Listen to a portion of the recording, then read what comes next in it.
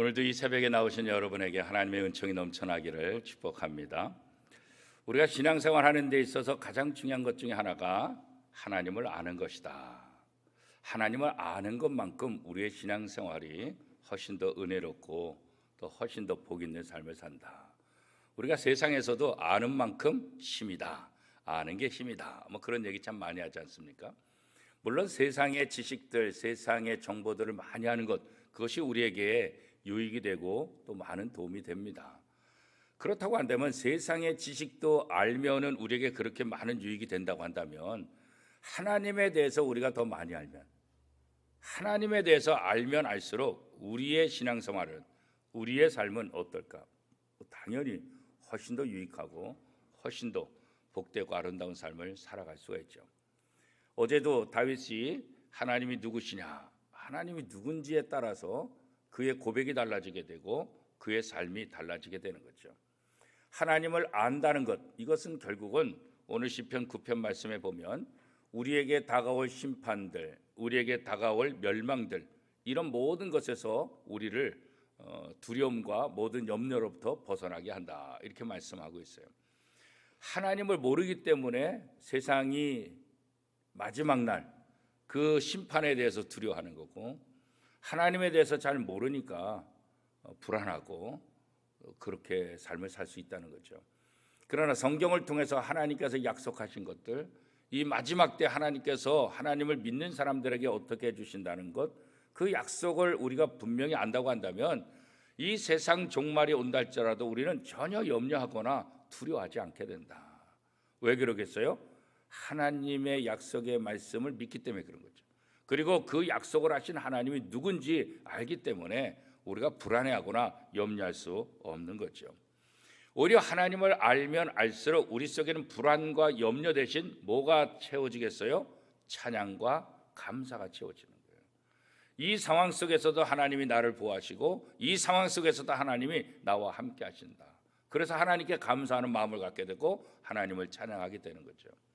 오늘 시편 9편 말씀에 보면 다윗이 힘들고 어려운 그런 삶 속에서 자신의 원수들이 자기를 죽이려고 하고 계속해서 괴로움 속에 빠질 수밖에 없는 그런 상황 속에서 하나님이 누군지 알기 때문에 이 다윗이 그런 상황 속에서도 하나님을 찬양할 수 있고 하나님 앞에 자신의 모든 것들을 맡길 수 있고 자신의 모든 원수들은 하나님께서 다 처리해 주실 것을 확실하게 고백하고 있는 모습을 우리가 알 수 있어요. 다윗은 자신의 삶 속에서 하나님이 누군지를 경험하죠. 그냥 머리로 아는 지식이 아니라 자신의 삶을 통해서 자신의 고난과 쫓김과 배고픔과 이런 삶 속에서 그 하나님이 누군지를 온몸으로 경험했기 때문에 오늘 시편 9편에 이 시가 쓰여졌을 것이다. 그런 생각들을 다시 한번 해보게 됩니다. 다윗은 자신에게 승리를 가져다 주시는 분이 누구냐? 하나님이라는 거예요. 사람이 아니라, 어떤 환경이 아니라, 어떤 권력이 아니라 내게 승리를 주시는 분은 하나님이시다. 그렇기 때문에 하나님을 찬양하고 하나님을 높인다. 그렇게 이야기하고 있지요. 자, 1절 말씀 같이 한번 읽어보겠습니다. 시작. 내가 전심으로 여호와께 감사하며 주의 기이한 일들을 전하리이다. 하나님이 내게 베푸신 그 은혜, 나는 그 기쁨, 이것을 맛보는 것을 끝나는 것이 아니라 이제 어떻게 하겠다고요? 모든 사람들에게 이것을 선포하겠다. 이게 하나님의 은혜를, 하나님의 사랑을 받은 사람들이 해야 되는 거죠. 초대교회 사도들이 왜 그렇게 생명을 걸고 복음을 전할 수 있었을까? 예수님께서 자기에게 베풀어 주신 그 은혜를 알기 때문에, 그 십자가 고통 알고 있고 부활의 그 기쁨 알고 있고 좌절과 절망으로 고향으로 돌아가던 그 엠마오 길에서 그 제자들, 또 고향으로 돌아가서 여전히 다시 고기를 잡는 베드로와 그 제자들, 그런데 그들 속에 찾아오셔서 부활하신 주님이 그들을 새롭게 하시고 부활하신 주님을 만난 제자들이 성령의 충만함을 통해서 내가 만난 예수를, 부활하신 주님을 고백하지 않을 수가 없잖아요. 그러니까 누가 시켜서가 아니라 자원해서 생명을 걸고 복음을 전하는데 예수 그리스도는 우리의 구세주시다. 예수 그리스도는 부활하셨다. 예수 그리스도의 부활과 예수 그리스도가 우리의 구세주 되심을 온 세상에 선포하게 되는 거죠. 누가 떠밀려서 하는 것이 아니라 내가 만난 예수 그리스도가 누군지 알기 때문에 그 예수를 증거하는 거죠. 사도 바울도 다메섹에서 만난 예수 그리스도, 이전에는 그 예수를 믿는 사람들을 찾아다니면서 핍박하고 감옥에 가두고 결국은 스데반을 죽게까지 했던 이 사울, 그러나 다메섹에서 예수를 만난 이후에 바울로 이름을 바꿔서 이제는 그 복음을 증거하는, 그 자기가 핍박했던 예수 믿는 사람들이 증거하던 그 예수를 이제는 자기가 증거하는. 그래서 사도행전 15장에 보면 예루살렘 공의회 때 그 이전 상황에 어떤 일들이 일어납니까? 이 사도 바울이 부활하신 주님을 증거하고 내가 이제 다메섹에서 예수를 만나고 변화됐다, 그렇게 외치려고 다닐 때 사람들이 믿지 않았잖아요. 저 우리를 갖다 속여가지고 또 우리를 핍박하고 우리를 감옥에 넣으려고 하는 거야. 믿지 않았잖아요. 믿지 않아도 사도 바울은 끝까지 복음을 전하잖아요. 그렇죠? 왜? 자기가 다메섹에서 만난 예수 그리스도가 누군지 분명하기 때문에. 오늘 시편 이 9편을 통해서 다윗은 내가 만난 하나님, 내가 힘들고 어려운 속에서 내 동료들이, 내 아들이, 내 가까운 사람들이 나를 배신하고 나를 괴롭게 하고 나를 힘들게 하는 그런 상황 속에서 하나님이 나와 함께 하시고 나에게 승리를 주시고 나로 하여금 하나님의 약속을 붙잡고 그 약속대로 다시 회복되는 모습을 자신이 경험하니까 이제 그 하나님을 내가 찬송하겠다, 뿐만 아니라 그 하나님을 내가 증거하겠다, 이렇게 고백하고 있죠. 예수 그리스도의 제자라는 것은 다른 것 아니죠. 증인의 삶이에요. 증인. 오늘 교회가 바로 이 증인의 역할을 합니다. 무엇에 대한 증인? 바로 예수 그리스도에 대한 증인. 오늘 우리가 이 땅에 살면서 전도하는 거 보겠어요? 바로 증인의 역할을 하는 거예요. 예수 그리스도를 소개하고 예수 그리스도를 전하는 그 모습들. 다윗은 자신의 삶을 통해서 하나님을 신뢰하는 사람을 하나님께서 이기게 하신다. 하나님께서 누구를 돕느냐? 하나님을 신뢰하는 자를 돕는다. 2022년도 저와 여러분들도 다윗처럼 어떠한 상황 속에서도 하나님을 신뢰할 수 있기를 축복합니다. 하나님을 신뢰할 때 하나님이 하나님을 신뢰하는 자에게 승리를 주신다는 이 다윗의 고백은 결국 뭐예요? 자신의 체험을 통해서 분명하게 나오고 있는 거죠. 자기들 앞에 수많은 원수들이 있는데 그 수많은 원수들이 다 물러가게 하는 것, 그 누가 하신 거예요? 하나님 하셨다는 거예요. 다윗이 뭐 대단해서, 다윗이 싸움을 잘해서, 다윗이 뭐 어떤 방법이 있어서, 비책이 있어서 원수들 다 물리쳤느냐? 그게 아니라는 거예요. 하나님께서 다윗의 원수들을 다 물리쳐 주셨다.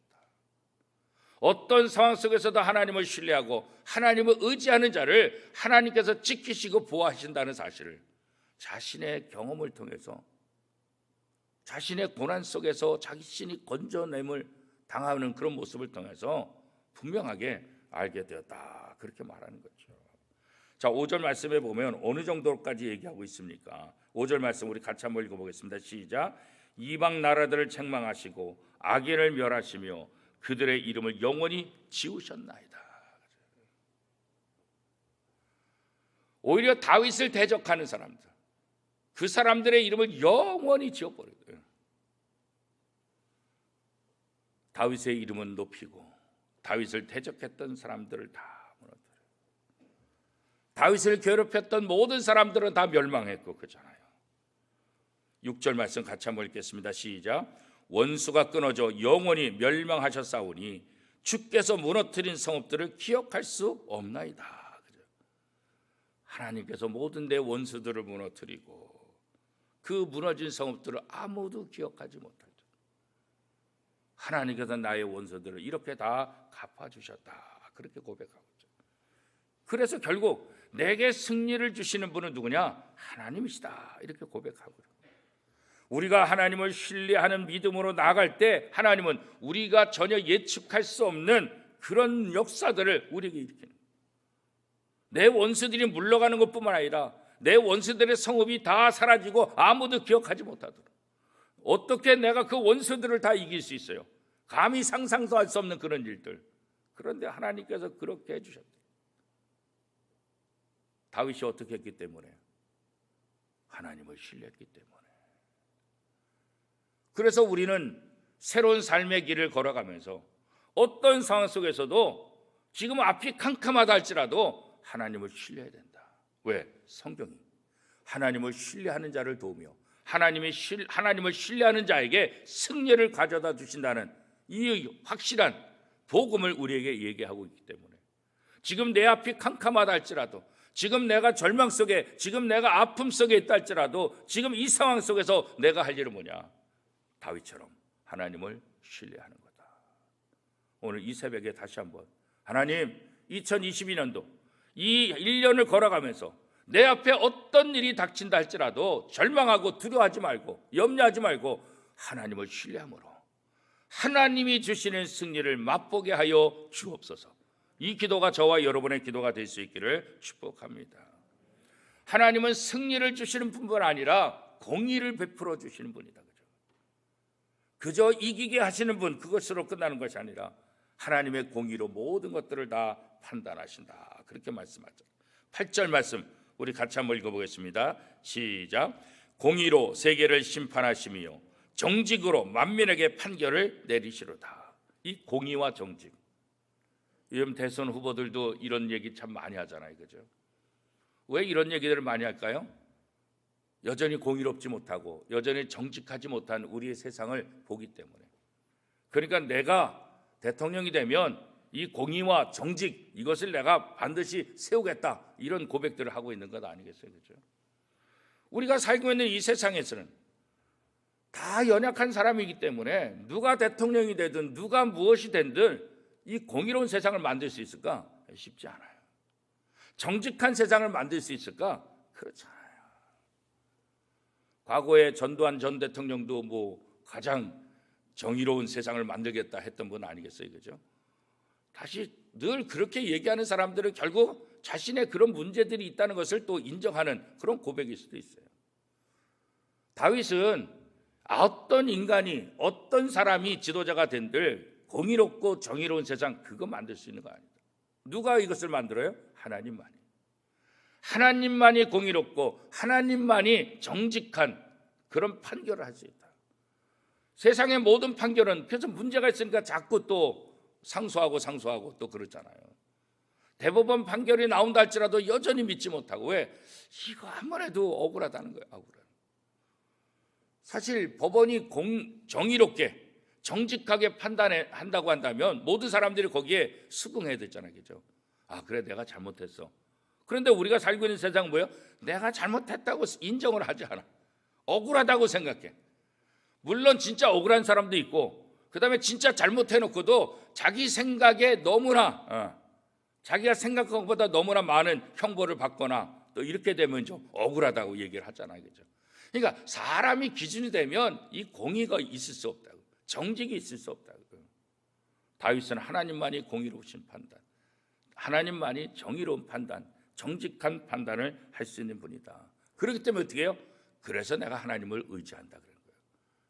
그래서 내가 하나님께 모든 거 맡긴다. 하나님만이 하시기 때문에 인간은 어떤 것들도 완벽하게 할 수 없고 여전히 불평과 여전히 불만과 여전히 많은 문제들을 발생하기 때문에 그렇다. 하나님께 정의를, 하나님께 공의를, 하나님께 심판을 맡길 때 내 마음이 편안해진다. 내가 뭔가 하겠다 그러면 어떻게 해요? 여전히 불안해. 여전히 불안해. 내가 할 수 있을까? 이게 정말 잘한 걸까? 그러나 하나님께 맡기면 나는 그냥 편안하다. 하나님께서 그 모든 걸 해주시는 거예요. 하나님은 공의 정직하신 분이기 때문에 하나님께서 완벽하게 모든 것을 처리하실 것이다. 그래서 다윗은 하나님께 맡기게 되고 하나님께 맡김을 통해서 어떻게 자신은 편안하고, 도망자 신세 중에서도 잠을 편안하게 잘 수 있는 건 뭐예요? 하나님께 맡기기 때문에.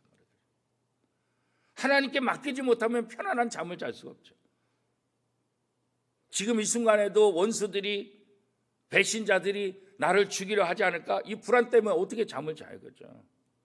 그러나 편안하게 자요. 예수님께서 제자들과 폭풍이 있는 그 바다를, 그 호수를 건너갈 때 폭풍 속에서도 주무시잖아요. 제자들의 입장에서 난리가 났잖아요. 아니, 지금 예수님이 이 순간에 이게 잠이 옵니까? 지금 잠을 잘 때입니까? 우리 다 죽게 생겼습니다. 그러나 예수님은 폭풍이 온들 그게 문제가 안 되죠. 왜요? 모든 것들을 내가 다 다스린다. 폭풍아 잠잠하라 할 때 다 잠잠해요. 그러니까 내가 뭔가를 하려고 할 때는 이 불안해서 아무것도 안 돼요. 그러나 폭풍을 잠잠케 하시는 그 주님께 맡기면은 폭풍 속에서도 평안한 삶을 살 수가 있게 되는 거죠. 예수님께서 폭풍 속에서도 주무시는 것처럼 다윗이 그런 도망자 신세 속에서도 편히 잠을 잘 수 있었던 것처럼, 그렇죠. 하나님의 심판, 그 하나님의 보좌에서 하나님께서 모든 것들을 공의롭게 정직하게 심판을 내리실 것이다. 그리고 하나님은 억울한 일 당하는 사람들을, 그들을 도우신다. 그들이 억울한 압제당하는 것, 또 여러 가지 힘든 것들, 환난 당하는 것, 그런 상황 속에서 하나님이 그들의 요새, 그들의 피난처가 되어주신다, 그렇게 말하잖아요. 9절 말씀에 보면 여호와는 압제를 당하는 자의 요새이시요 환난 때의 요새이시로다. 그렇죠? 그래서 우리가 환난 날에 부르짖으라, 그렇게 말하는 거죠. 그래서 힘들고 어려울 때 첫째 날 어떻게 해요? 하나님이 나의 피난처 되니까 하나님께 피하라. 왜? 하나님이 완전한 요새이시니까. 하나님이 안전하지 않으면, 하나님이 완전한 요새가 되지 않으면 하나님께 피할 이유가 없잖아요. 하나님께 피해봤자 여전히 두려우면, 하나님께 피해놓고도 여전히 두려움 속에 있고 염려 속에 있다고 한다면 그걸로 피해봤자 아무런 도움이 안 되잖아요. 그런데 오늘 성경은 어떻게 말하고 있어요? 완전한, 안전한 요새. 그래서 하나님께 피하고 하나님께로 간다, 그렇게 이야기를 하고 있는 거죠. 10절 말씀 같이 한번 읽어보겠습니다. 10절에 시작. 여호와여, 주의 이름을 아는 자는 주를 의지하리오 하오리니 이는 주를 찾는 자들을 버리지 아니하심이니이다. 하나님을 찾는 자들을 하나님께서 버리지 않는다. 그래서 하나님 앞에 부르짖는 거고 하나님 앞에 나가는 거고, 하나님이 누군지 아는 거죠. 하나님이 누구냐? 하나님을 찾는 자들을 버리지 않으신다. 하나님께 기도하는 자들, 그 기도를 지우지 않는다. 그죠? 12절 말씀 같이 한번 읽어보겠습니다. 시작. 피 흘림을 신문하는 이가 그들의 기억하시며 가난한 자의 부르짖음을 잊지 아니하시도다. 하나님이 억울한 자들, 가난한 자들이 하나님 앞에 기도할 때 그 기도를 잊지 않으신다. 오죽하면 하나님께 기도하겠어요. 세상에서 의지할 데 없으니까 하나님만이 나의 힘이고 하나님만이 나의 능력이라고 하나님께 부르짖을 때 하나님께서 특별히 가난한 자들의 그 부르짖음을 잊지 않으신다. 이 가난하다는 건 뭐겠어요? 물론 문자적으로 보면은 육체적으로, 경제적으로 가난할 수 있죠. 그러나 마음이 가난한 사람, 고통 속에 있는 사람, 아픔 속에 있는 사람, 여러 가지 문제 속에 있는 사람들, 그 문제를 가지고 하나님 앞에 나와서 기도할 때 하나님께서 그 기도를 잊지 않으시겠다. 그러니까 다윗은 어떤 상황 속에서도 하나님 앞에 나가 기도하게 되는 거죠. 하나님께 맡기고, 하나님, 내 원수들을 하나님께서 다 정리해 주실 걸 믿습니다. 하나님, 나의 모든 원수들을 하나님께서 공의롭게 정직하게 심판하실 거 나 이거 믿습니다.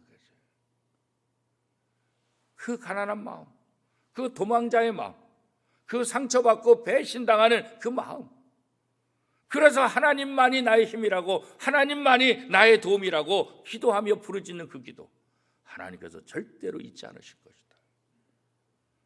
다윗은 자신의 고통과 아픔 속에서 정말 하나님을 많이 경험하는 거예요. 하나님이 어떤 분이냐? 하나님이 나의 피난처다. 하나님이 나의 도움이다. 하나님이 나의 힘이다. 하나님은 공의로운 분, 하나님은 정직하신 분, 하나님은 원수들을 다 산순간에 다 패배하고 그들의 이름이 기억하지 않을 정도로 만드시는 분, 하나님은 고통 속에 있는 가난한 사람들, 그 사람들의 기도를 잊지 아니하시는 분, 하나님은 하나님을 신뢰하는 자들에게 승리를 주시는 분. 이런 고백이 어떻게 나와요? 그냥 자기 머리로 지은 걸까요? 자신의 경험을 통해서. 그래서 시편이 수천 년이 지난 지금도 우리에게 가장 아름답게 읽히고, 이 말씀을 읽을 때 우리에게 은혜가 되고 도움이 되는 것은 이것이 그냥 만들어진 것이 아니라 다윗이 고난 중에서, 힘든 과정 속에서 하나님을 만나고 하나님을 경험했던 것들을 기록한 것이겠죠. 그래서 오늘 우리에게 마치 내가 고백하는 것처럼, 마치 내가 정말 하나님과 내가 만나는 것처럼, 그래서 이 시편은 우리에게 그렇게 가슴속으로 다가오게 되는 거죠. 그렇기 때문에 우리는 이 세상에서 힘들고 어려울 때 누구를 바라봐야 되냐? 하나님을 바라봐야 돼요. 하나님을 바라. 공의 정직하신 분, 마음이 가난한 자들의 부르짖음에 잊지 않고 귀를 기울이시고 하나님을 신뢰하는 자들에게 승리를 가져다 주시는 분. 그래서 다윗은 우리는 어떤 상황 속에서도 세상이 아니라 사람이 아니라 하나님을 의지하고 하나님을 바라봐야 된다, 그렇게 이야기하고 있는 거죠. 하나님은 하나님을 찾는 자들을 버리지 않는다고 아까도 말씀했잖아요. 그렇죠? 10절 말씀에도. 그래서 하나님을 찾는 것, 그것이 바로 신자들이 해야 될 가장 중요한 일이고, 하나님께서 내 원수들의 모든 심판도 깨끗하게 다 해결해 주시는 분. 그렇죠? 결국 우리가 하나님을 깨달으면 깨달을수록 하나님의 은혜를 생각하게 되고 하나님을 찬양하게 되고 그렇잖아요. 우리가 어리석다는 것은 뭘까요? 하나님을 잘 알지 못하기 때문에, 하나님을 깨닫지 못하기 때문에, 하나님을 알지 못하고 하나님의 그 의미, 하나님의 말씀을 깨닫지 못하기 때문에 사람들은 어떤 실수를 합니까? 15절 말씀 같이 한번 읽어보겠습니다. 15절 시작. 이방 나라들은 자기가 판 웅덩이에 빠짐이요 자기가 숨긴 그물에 자기 발이 걸렸도다. 자기가 판 웅덩이에 자기 빠지고 자기가 친 그물에 자기가, 이게 바로 어리석은 무사람들. 자기 머리로 대단한 것 같은데 오히려 자기 꾀에 자기가 넘어가게 되는 거예요. 하나님께서 그들을 그렇게 만들어요. 하나님께서 이스라엘 백성들이 적과 꿀이 흐르는 가나안 땅에 들어갈 때까지 수많은 그 주변 다른 이방 민족들과 전쟁을 하잖아요. 그죠? 그 전쟁할 때마다 하나님께서 쓰신 방법은 뭐예요? 그들 스스로 무너지게 만드는 거예요. 이스라엘이 싸움을 잘해서 이기는 것이 아니라 이스라엘 대적하는 그들이 자기네끼리 싸우게 되고 하나님께서 모든 것들을 다 준비해 놓으셔가지고 그들이 파는 함정에 그들이 다 빠지게 되는 것들. 가장 어리석은 사람은 하나님을 기억하지 않는 거예요. 하나님을 신뢰하지 않는 거예요. 그래서 다윗은 하나님을 신뢰해야 된다. 왜? 그 하나님이 우리에게 진정한 승리를 가져다 주시는 분이시다, 그렇게 고백하고 있는 거죠.